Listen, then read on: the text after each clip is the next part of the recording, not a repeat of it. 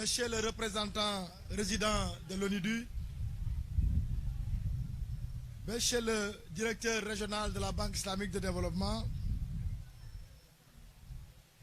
Monsieur le représentant de la Banque africaine de développement, Monsieur le gouverneur de la région de Ziguinchor, Messieurs les préfets et sous-préfets, Mesdames, Messieurs les honorables députés, Mesdames, Messieurs les membres du Conseil économique, social et environnemental, Mesdames, Messieurs les membres du Haut Conseil des collectivités territoriales, Monsieur le Président du Conseil départemental de Ziguinchor,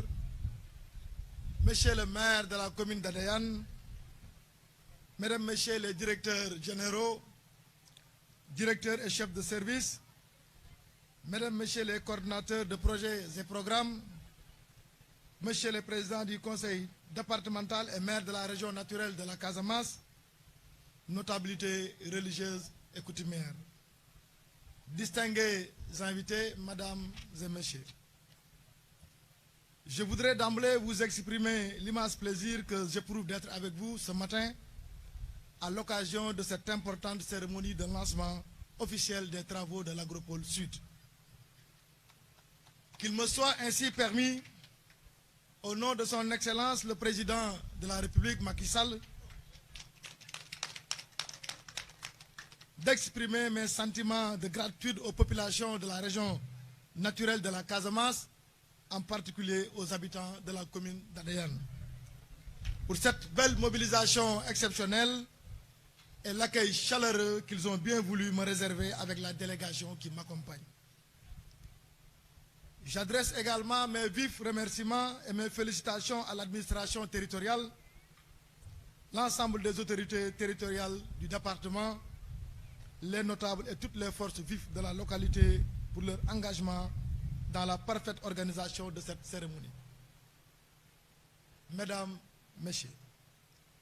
la pandémie à Covid-19 a définitivement confirmé l'impérieuse nécessité de bâtir des économies endogènes centrées pour l'essentiel autour de la souveraineté et de la sécurité alimentaire. Elle a eu le mérite de conforter la justesse du choix de son Excellence le Président de la République d'inscrire en bonne place le projet des agropoles dans le plan Sénégal émergent. En effet, loin d'être la résultante des leçons apprises de cette crise, la création d'agropoles procède d'une analyse de la situation de notre économie qui montre un faible taux de transformation industrielle de notre production agricole estimé à 13% contre 22% au Maroc, 45% en Tunisie et 97% en Afrique du Sud. Ce diagnostic consacre toute la pertinence du concept agropole qui intègre en parfaite complémentarité l'agriculture et l'industrie selon une démarche de structuration et de développement des chaînes de valeur et d'intensification de la transformation agro-industrielle des produits agricoles par le biais de la promotion de l'investissement privé. Mesdames, Messieurs, parce qu'il cible des secteurs hautement stratégiques pour le développement économique et social de notre pays, le projet des agropoles est sans doute de tous les projets du plan d'action prioritaire du PSE, celui qui vise le plus l'amélioration du bien-être des populations vivant surtout en milieu rural. Les agropoles permettront en effet aux collectivités territoriales d'accueillir des investissements privés susceptibles de booster l'économie locale et d'offrir des emplois décents aux jeunes et aux femmes grâce aux efforts conséquents que l'État aura consentis dans la réalisation d'infrastructures structurant routes, pistes, réseaux électriques, eau, assainissement, Internet, etc. et aux nombreux services et incitations qui seront offerts. Du fait de leur approche orientée vers les exploitations familiales par le biais de la contractualisation entre agriculteurs et industriels, les agropoles auront également un impact direct sur les nombreux ménages ruraux qui verront ainsi leurs conditions de vie sensiblement améliorées. Au total, les agropoles sud, nord, centre, ouest mobiliseront à terme un financement de 700 milliards de francs CFA répartis entre le secteur privé pour 250 milliards de francs CFA et le secteur privé pour près de 450 milliards de francs CFA. Mesdames, Messieurs, ma présence aujourd'hui à ADN pour procéder au lancement des travaux de l'Agropole Sud témoigne de l'attachement du président de la République à la région naturelle de la Casamance. Plus qu'un symbole, le choix de la Casamance comme première zone d'implantation des agropoles se justifie par le fait que la Casamance illustre à merveille le bien fondé des agropoles en raison de ses nombreuses potentialités et richesses agroécologiques sous-exploitées et faiblement valorisées. En effet, la Casamance fournit à elle seule 56% de la production nationale de mangue et 80% de la production nationale d'anacarde. Malheureusement, 30% à 45% de cette production sont perdus après la récolte à cause, entre autres, du déficit infrastructurel, technologique, logistique et financier. Cette situation impacte négativement sur le taux de transformation des filières prioritaires retenues, qui se situe à 2% pour la mangue et 5% pour l'anacarde. La productivité agricole de la région peut pourtant être davantage améliorée si l'on arrive à remédier au vieillissement des plantations et à leur exposition aux maladies nuisibles telles que la fusariose, la mouche des fruits, mais aussi au non-respect des bonnes normes de pratique agricole. Ainsi, le gouvernement du Sénégal fonde beaucoup d'espoir sur les solutions visant d'abord la structuration et le développement de la productivité des filières agro-industrielles qui portent sur la plantation de 2500 hectares de nouveaux vergers de mangue et l'accompagnement au surgreffage de 3000 hectares de manguiers, l'installation de 6000 hectares de nouvelles plantations d'anacarde et l'appui pour disposer de 4000 hectares d'anacarde éclaircis et rajeunis. La production et la fourniture de semences pré-base nécessaires à l'emblavement de 5000 hectares de semences de maïs certifiées. Mesdames, Messieurs, à travers l'apport de ces nouveaux aménagements, le projet envisage d'augmenter de 40% la productivité des filières prioritaires. Les solutions nécessaires seront aussi apportées pour améliorer le taux de transformation agro-industrielle de ces filières de 2 à 20% pour la mangue, de 5 à 30% pour l'anacarde et de 9 à 18% pour le maïs. Ceci à la faveur de la superstructure industrielle qui sera implantée dans toute la région composée du module central d'Adéane, des modules régionaux de Bignona, de Kolda et de Sédhiou et des plateformes départementales d'Oussy, de Goudomp, de Bunkiling, de Vélingara et de Médina Yoro Foulah. Ces infrastructures seront réalisées selon les exigences d'une économie verte à travers la création d'énergies renouvelables, notamment le solaire, l'installation d'unités de traitement des déchets et des eaux usées de l'agriculture et de son environnement, la valorisation du biogaz destiné à la production de l'électricité. Aussi, les entreprises appelées à intégrer les parcs industriels de l'agropole seront accompagnées par la société de construction et d'exploitation détenue majoritairement par le secteur privé. En termes de retombées économiques, il est attendu 103 milliards d'investissements privés, la création de 14 500 emplois directs, 35 000 emplois indirects, dont 50% de femmes et 60% de jeunes, et un impact positif pour 65 000 ménages, soit environ 350 000 personnes. Ces objectifs visés notamment en termes d'emploi seront accompagnés par un important volet en matière de formation professionnelle et de renforcement des capacités pour garantir aux jeunes et aux femmes du Sud l'employabilité et permettre aux entreprises engagées dans l'agropole d'avoir à leur portée une main-d'œuvre qualifiée. D'ores et déjà, les populations locales ont commencé à ressentir les fruits du projet à travers les compensations substantielles octroyées aux familles impactées par l'acquisition du foncier de l'agropole Sud. En effet, pour le seul site du module central d'Adéane, plus de 812 millions de francs CFA sont en train d'être payés aux acteurs expropriés. Tous ces chantiers de l'agropole Sud seront réalisés en partie grâce à la stratégie du faire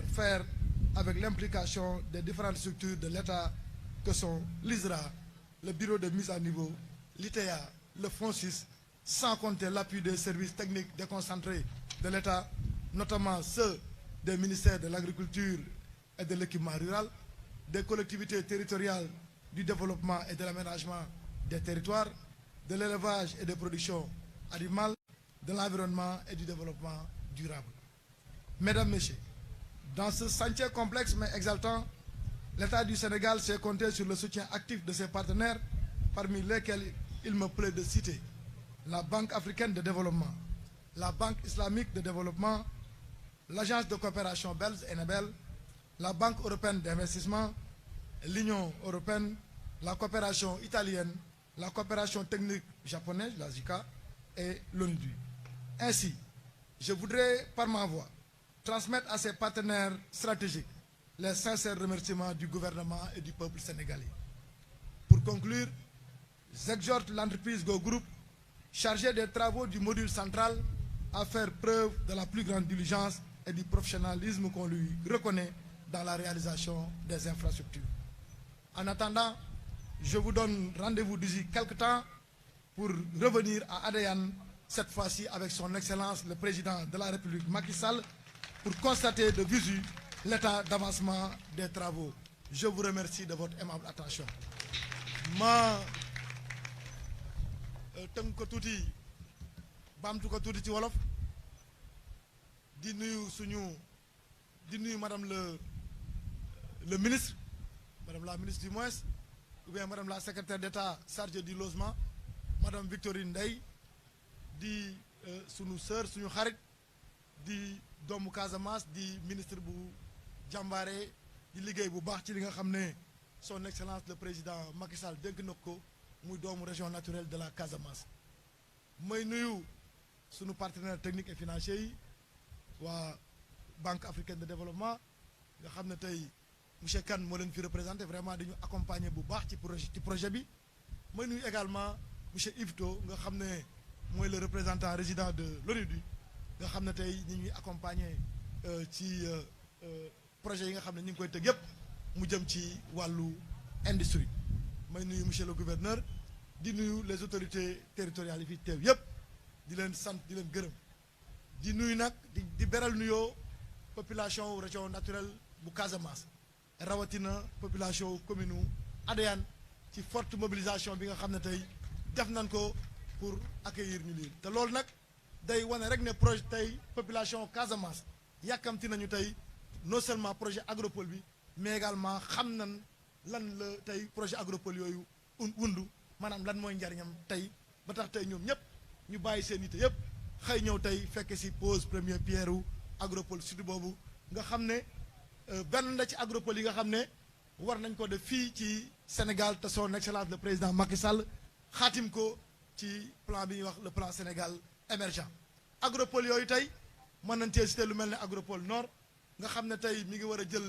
li commencé Louga jaar Ndar ba Matam. l'agropole centre nga xam ne mi ngi jël Diourbel, Kaffrine, Kaolack et Fatick. agropole ouest nga xam ne agropole intercommunal la entre Sandiara, Malicounda et Diass, ak agropole est nga xam ne Tambacounda la ak Kédougou. tey nag ñu ngi fii ci Adéane pour def pose première pierre wu agropole sud bi nga xam ne tey module central bi comme ni ngeen xam ne fii la ci Adéane, mais am na yeneen ñetti modules régionaux, benn bi Kolda, Bignona ak Sédhiou, mais également ay plateforme de collecte yoo xam ne 5 lan: Goudomp, Médina Yoro Fula, Vélingara, Bounkiling ak aussi ñuy 5 plateformes yoo xam ne ay plateformes de collecte la. bi ñu defee également étude de faisabilité bi ak étude de structuration projet bi, ñi ngi retenir comme filière li jëm ci mangue bi, ci anacarde bi, maïs bi, mais également ak banane bi nga xam ne pratiquement bu ñu bàyyee pare lu bëri daf ci yàqu.